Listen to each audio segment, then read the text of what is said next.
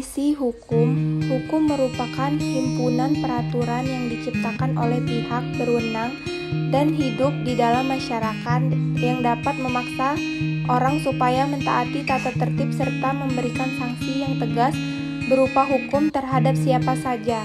Aspek hukum dan keterkaitannya dengan pelayanan atau praktek kebidanan dan kode etik. Bidan merupakan suatu profesi yang selalu mempunyai ukuran atau standar profesi. Standar profesi bidan yang terbaru adalah diatur dalam Kemenkes RI nomor 369 atau Menkes SK 3 2007 yang berisi mengenai latar belakang kebidanan. Dasar hukum dalam praktik kebidanan yaitu berupa norma hukum atau ketentuan dalam peraturan perundang-undang yang menjadi landasan atau dasar bagi setiap penyelenggaraan tindakan pelayanan kesehatan terutama kebidanan. Dikarenakan dasar hukum berbeda dengan hukum dasar, maka dasar hukum dalam praktik kebidanan yaitu Undang-Undang Kebidanan, Undang-Undang Kesehatan Republik Indonesia, Peraturan Menteri Kesehatan Republik Indonesia, dan lain-lain. Etik bidan di Indonesia. Pekerjaan yang dilakukan oleh bidan merupakan suatu profesi yang didasarkan pada pendidikan formal tertentu, naik untuk mencari nafkah maupun bukan untuk mencari nafkah. Dalam praktik kebidanan juga terkait oleh suatu etika profesi. Etika adalah peraturan tentang tingkah laku yang hanya berisi kewajiban saja dan mengatur apa yang baik dan tidak baik. Sedangkan kode etik dibuat oleh organisasi profesi.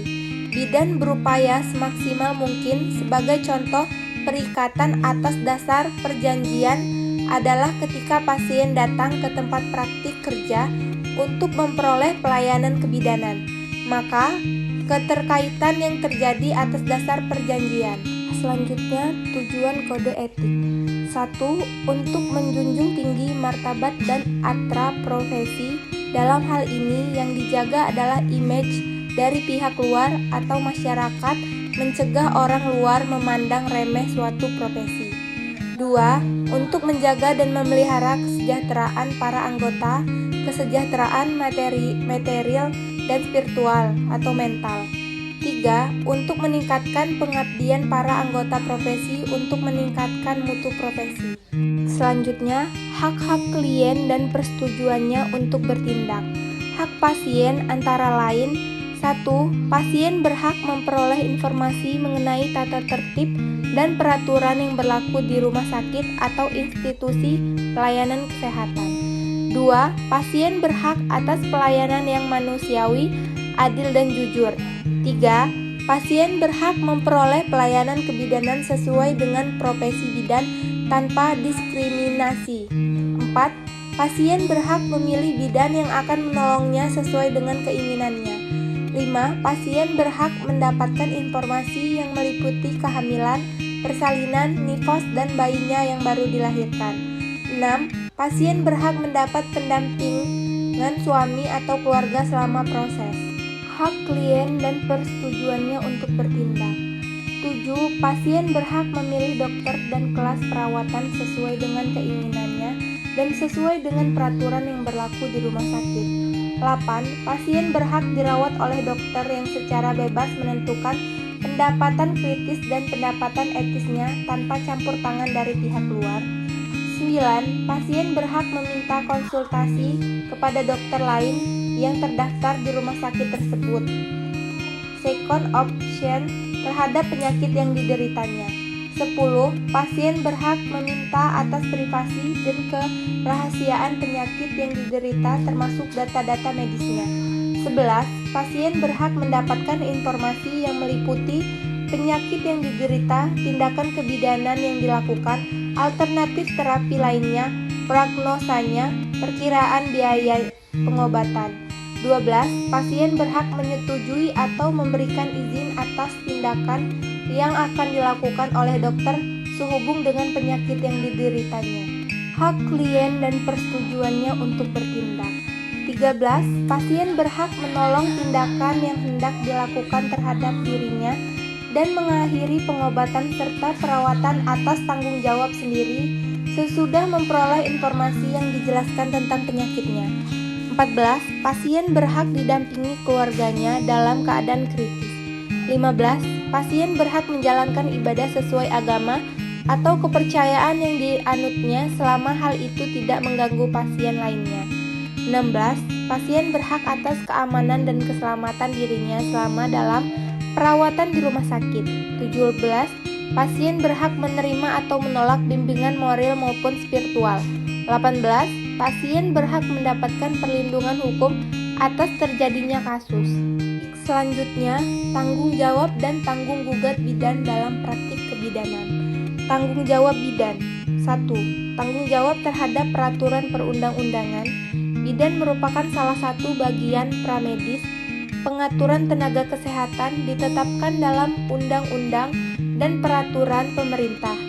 Tugas dan kewenangan bidan serta ketentuan yang berkaitan dengan kegiatan praktik bidan diatur di dalam peraturan atau keputusan Menteri Kesehatan. 2. Tanggung jawab terhadap pengembangan kompetensi. Setiap bidan memiliki tanggung jawab memelihara kemampuan profesionalnya.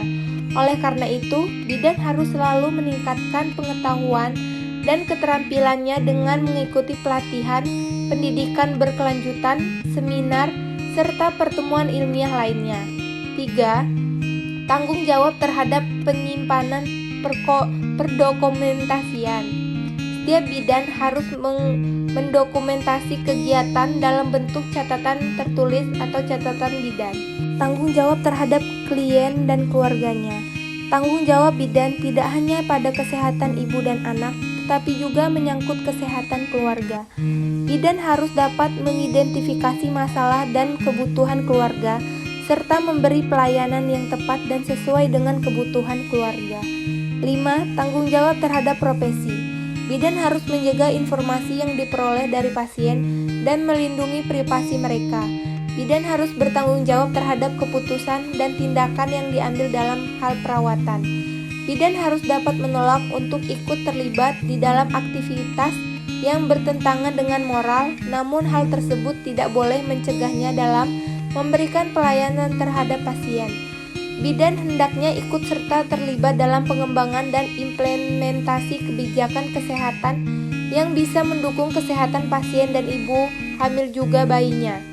6. Tanggung jawab terhadap masyarakat.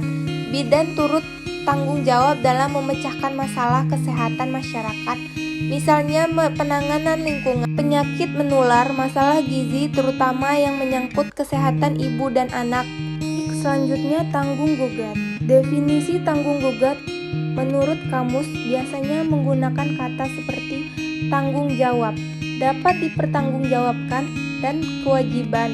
The United Kingdom Central Commission for Midwife and Health Physician atau UKCC dalam sebuah praktik kebidanan menyatakan setiap bidan yang melaksanakan praktik kebidanan bertanggung gugat terhadap praktik dalam lingkungan praktik apapun, atau UKCC 1994. Kode tingkah laku profesional menyatakan setiap perawat, bidan, dan penklinik kesehatan yang sudah terdaftar seharusnya bertindak setiap waktu dengan cara memperkuat kepercayaan dan keyakinan masyarakat untuk mempertahankan dan meningkatkan pemahaman dan reputasi profesi yang baik, untuk melayani kepentingan masyarakat, dan yang terpenting adalah untuk melindungi. Tanggung gugat, prinsip penting dalam kutipan tersebut adalah pertanggungjawaban secara individu, kepercayaan masyarakat dan keyakinannya.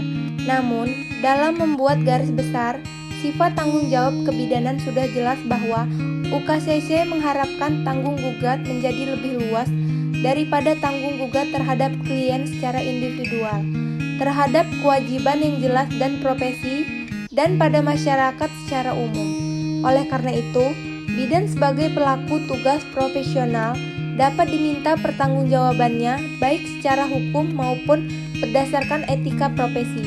Tanggung jawab hukum dikenal dengan sebutan gugatan, perdata, atau tuntutan pidana, sedangkan tanggung jawab berdasarkan etika profesi dikenal gugatan atau pertanggungjawaban dari Majelis Kode Etik Profesi. Praktik kebidanan. Standar 1 metode asuhan. Metode asuhan meliputi pengumpulan data, penentuan diagnosa, perencanaan pelaksanaan, evaluasi, dan dokumentasi. Standar 2 pengkajian. Pengumpulan data tentang status kesehatan klien dilakukan secara sistematis dan berkesinambungan. Standar 3 diagnosa kebidanan. Diagnosa kebidanan dirumuskan berdasarkan analisis data yang telah dikumpulkan. Standar 4 rencana asuhan. Rencana asuhan kebidanan dibuat berdasarkan diagnosa kebidanan. Standar 5 tindakan. Tindakan kebidanan dilaksanakan berdasarkan rencana dan perkembangan keadaan klien. Standar praktik kebidanan. Standar 6 partisipasi klien. Tindakan kebidanan dilaksanakan bersama-sama atau partisipasi klien dan keluarga dalam rangka peningkatan, memelihara, dan pemulihan kesehatan. Standar 7 pengawasan. Monitor pengawasan terhadap klien dilaksanakan secara terus-menerus dengan tujuan untuk mengetahui perkembangan klien. 8. Standar evaluasi. Evaluasi asuhan kebidanan dilaksanakan terus-menerus seiring dengan tindakan kebidanan yang dilaksanakan secara evaluasi dari rencana yang tidak dirumuskan. 9. Standar dokumentasi. Asuhan kebidanan didokumentasi sesuai dengan standar dokumentasi asuhan kebidanan yang diberikan.